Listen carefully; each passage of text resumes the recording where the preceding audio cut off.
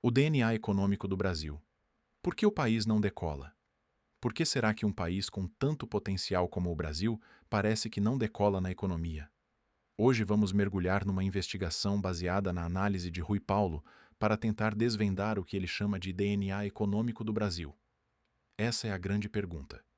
Por que um país tão cheio de recursos e de gente talentosa parece viver com o freio de mão puxado?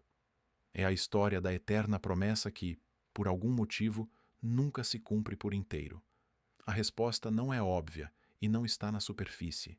Ela reside no código-fonte da nação, aquela programação inicial que continua a definir como as coisas funcionam até hoje.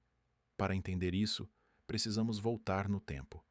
A primeira pista nos leva à Era Vargas, entre 1930 e 1945, onde esse DNA começou a ser escrito.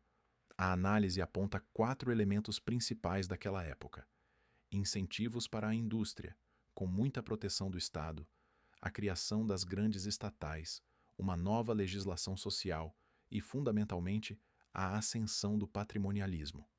Essa mistura trouxe avanços, mas também plantou sementes de problemas que colhemos até hoje. O patrimonialismo é a chave para entender tudo.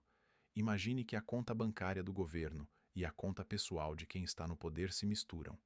A linha entre o que é público, de todos, e o que é privado desaparece. Essa confusão explica por que tantas políticas, mesmo as bem-intencionadas, criaram distorções gigantescas.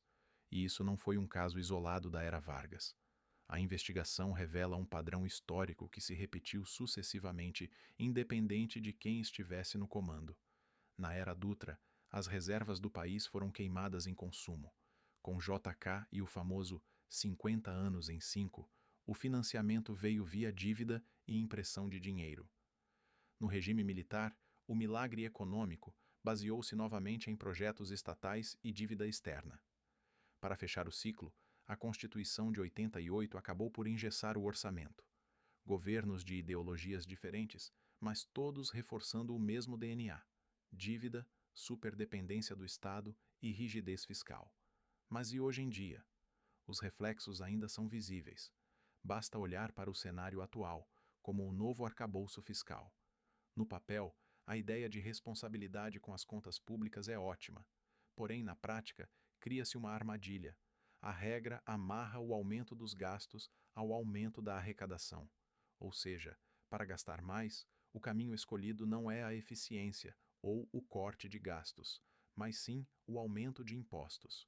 É aí que chegamos ao número alarmante de quase 28% de alíquota para o novo IVA, uma das mais altas do mundo, pesando principalmente sobre o setor de serviços. O resultado é um círculo vicioso. O Estado gasta mais para inflar o PIB artificialmente.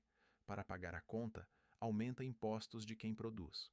Com impostos altos e incerteza, o investimento privado diminui.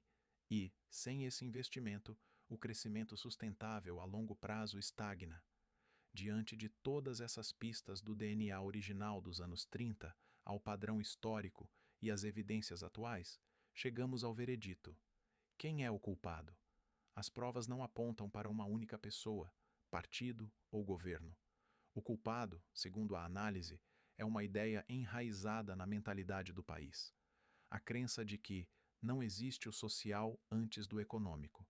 Na prática, isso significa tentar distribuir a riqueza antes mesmo de criá-la de forma sustentável.